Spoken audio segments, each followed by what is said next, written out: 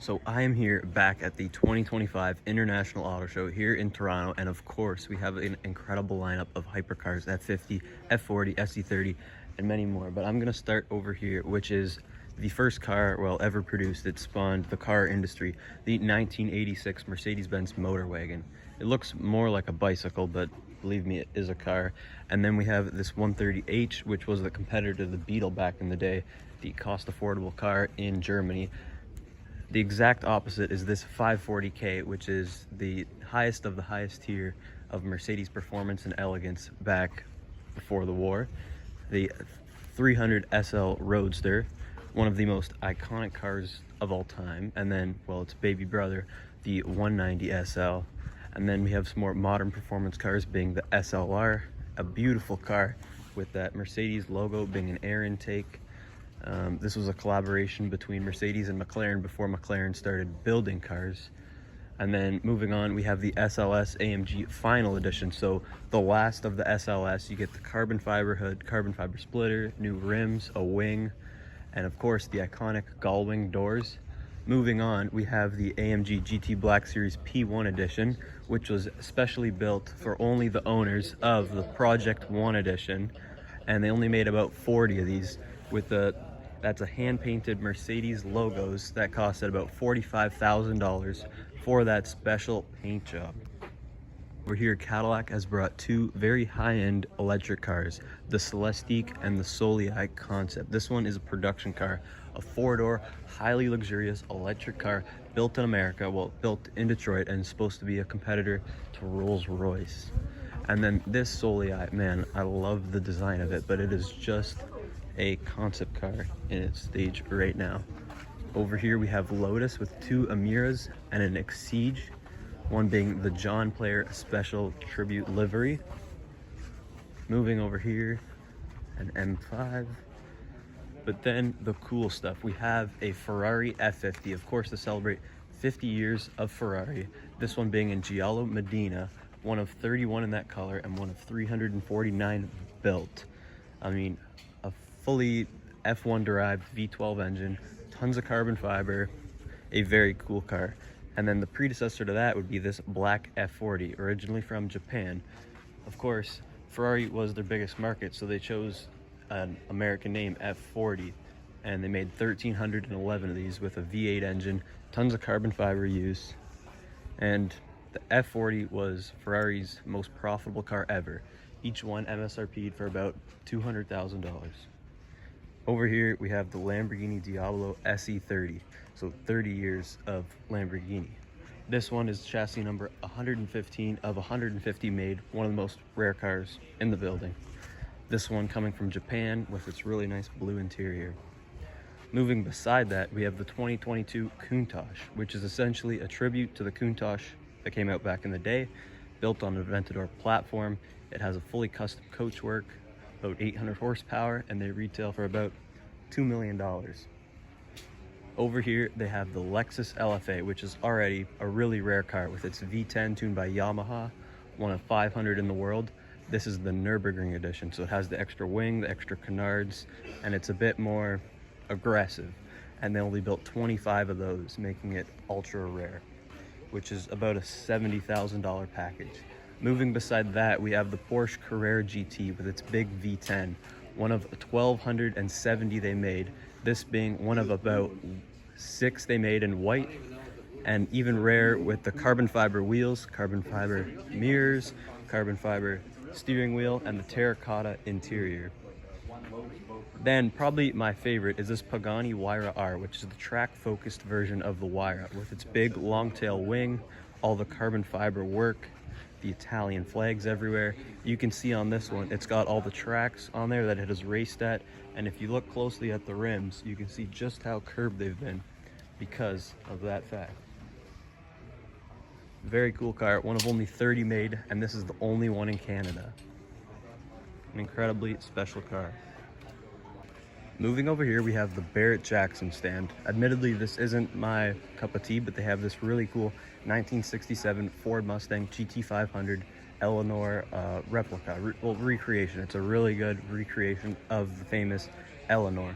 Beside that, we have a 69 Camaro that's completely blacked out, has a new interior in it, brand new, just how you'd want a Camaro. Beside that is probably one of the best track toys you can buy, a Dodge Viper ACR with the big V10, huge wing, higher than the roof, just an insane car. Beside that, you have this Beetle on airbags, I think, and completely custom. Then you have this Chevelle, which I'm pretty sure is the same car I went for a ride in. And then an old Chevrolet pickup.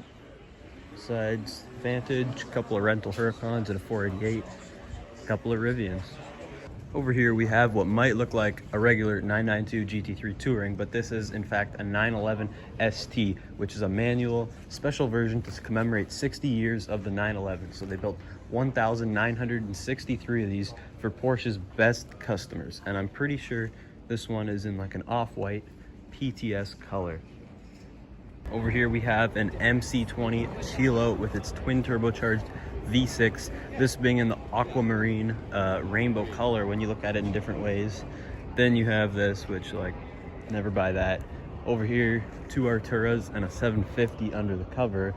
But then over here, you have the brand new Lamborghini Revuelto with its 6.5 liter V12 hybrid, topping out at 1,000 horsepower. That's insane because it's got, well, a hybrid battery. It's incredible that Lamborghini's still making a V12, and this will be the successor to the Aventador. Beside that is the Urus SE, which has a hybrid V8, about 800 horsepower, I'm pretty sure. Bentley Continental Speed, very cool. And then a new Series 2 Rolls-Royce Cullinan, beside the new Respect Rolls-Royce Ghost. If you go to the other side, I'll show you Bugatti Chiron Pure Sport. Coming over this side, we have the all-new redesigned Aston Martin Vanquish with a 5.2 liter twin turbocharged V12 in the front, making 823 horsepower and producing a top speed of 344 kilometers an hour. This is an incredible new rendition to the Vanquish lineage, this one being about $600,000. Each dealership in Canada is only getting 5 of them, so they're incredibly rare, and well, as an Aston Martin, they're going to depreciate and make for a cool car to buy on the secondhand market. But beside that is this Pininfarina Battista, which is an all-electric hypercar making 1,900 horsepower. Of course, Pininfarina has designed Ferraris for years, but this is their first rendition in making their own cars. And they've made about 22 of them, this one being in the Pininfarina edition, who was the founder of Pininfarina back in the day, and they're going to make 5 of those.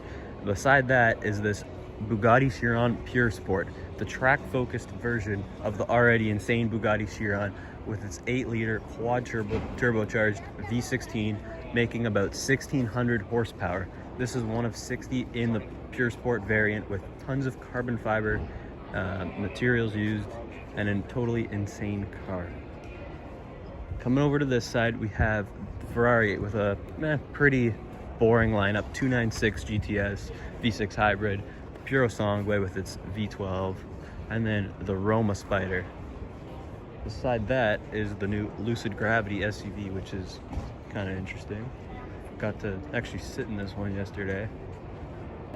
Besides that, you can see this. They have this Corvette C8 Z06 GT3R, which is the complete track version. You can see this thing's been beat to hell as it won the 24 Hours of Daytona recently, and you can see it's pretty beaten and bruised. Besides that, you have the new E-Ray, which is the hybrid Corvette, the first time they've ever done that, and then another 2 pairs of Z06s over there.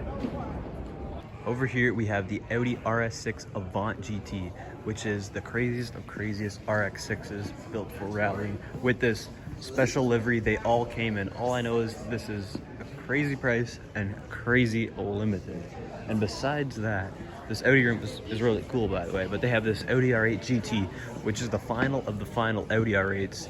They made 333 of them globally in 2023, all with the carbon fiber everywhere. Wing, diffuser, side skirts, all in the interior, all these custom wheels, canards, as a final send-off to the Audi R8 platform that's been around since, I think, 2008, and this is one of just 9 in Canada.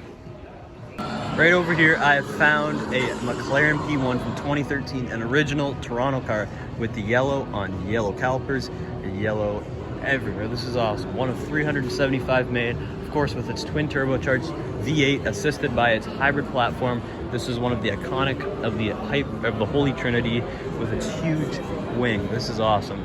And beside that, they matched it with a Lego McLaren P1 with over 350,000 Lego pieces. Totally insane.